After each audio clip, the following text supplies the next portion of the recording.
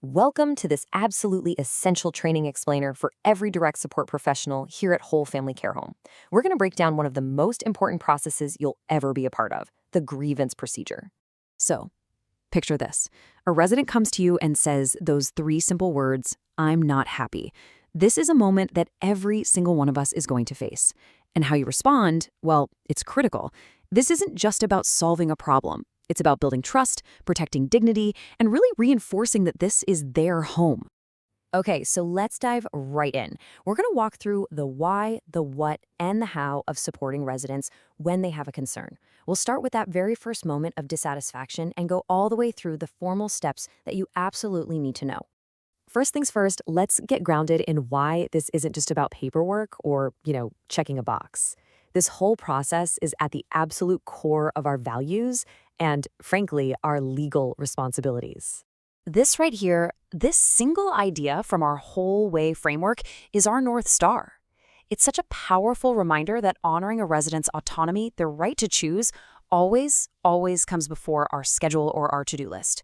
When you really think about it, a complaint is just a choice being expressed. It's that simple. So yeah, this isn't just some house rule we made up. It's a legal and ethical commitment that we all make under the HCBS final rule. It's all about person-centered care. And every single time we handle a concern the right way, we prove that this is a safe place where every resident is heard, valued, and in control of their own life.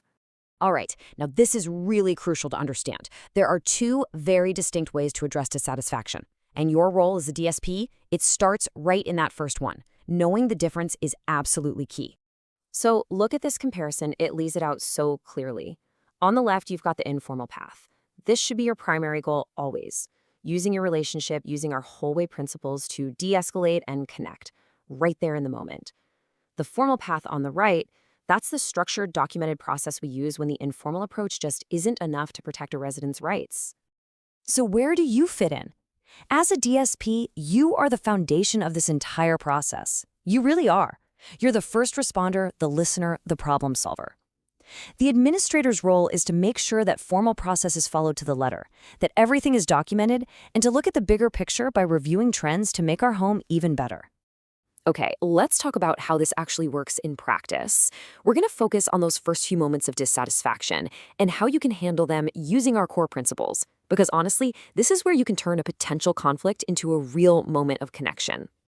Now, before you say a single word, the absolute first step is to check in with yourself. Seriously, take a breath.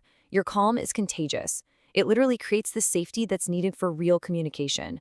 If you're feeling stressed or defensive, the situation is just going to escalate. Your own regulation has to come first. And this just shows how a small change in your words can totally transform a dynamic. When you shift from a command to an invitation, from just stating a rule to having a real conversation, you turn a potential power struggle into a partnership. You're inviting cooperation instead of demanding compliance. It's a game changer. I mean, just think about how these feel. Hearing calm down almost never makes anyone calm, right? It feels dismissive. But I'm here with you. That offers genuine support. No, not now is a brick wall. Let's plan is a bridge. This is the heart and soul of a trauma-informed response. It's all about validating feelings and offering partnership. But look, sometimes an informal chat isn't going to be enough, and a resident will want to file a formal grievance. Your role in that moment is to support them 100% without any judgment and without any fear of retaliation. This is their absolute right. You know the grievance poster we have in the common area? I want you to think of it as a map for the residents. It lays out all their rights, the phone numbers for community care licensing, the regional center, all of it. Your job is to be a supportive guide. You help them read the map and find their way. You are never, ever a gatekeeper. So the crucial thing to see here is that this is a structured, escalating process. It starts with you, the DSP.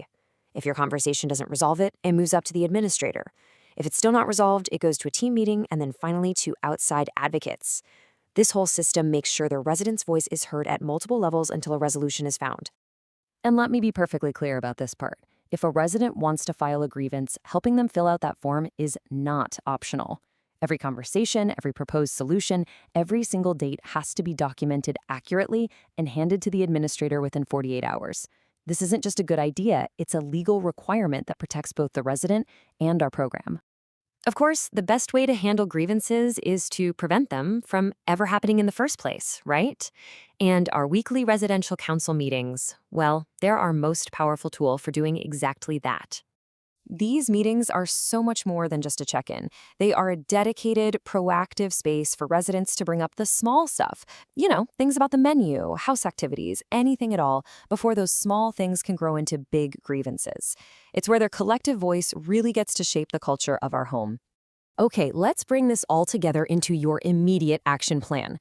When a resident comes to you and they are upset, before you even think about forms or formal processes, what are your first 3 moves? This 3-step process is your immediate toolkit for every single challenging micromoment. Regulate, listen, validate. It's simple, it's powerful, and it's the whole way in action. If you can master this, you'll find you can resolve most issues long before they ever need to become a formal grievance.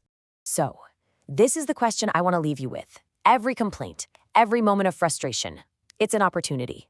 It is your chance to build trust, to reinforce safety, and to prove that we are truly deeply committed to dignity, choice, and person-centered support.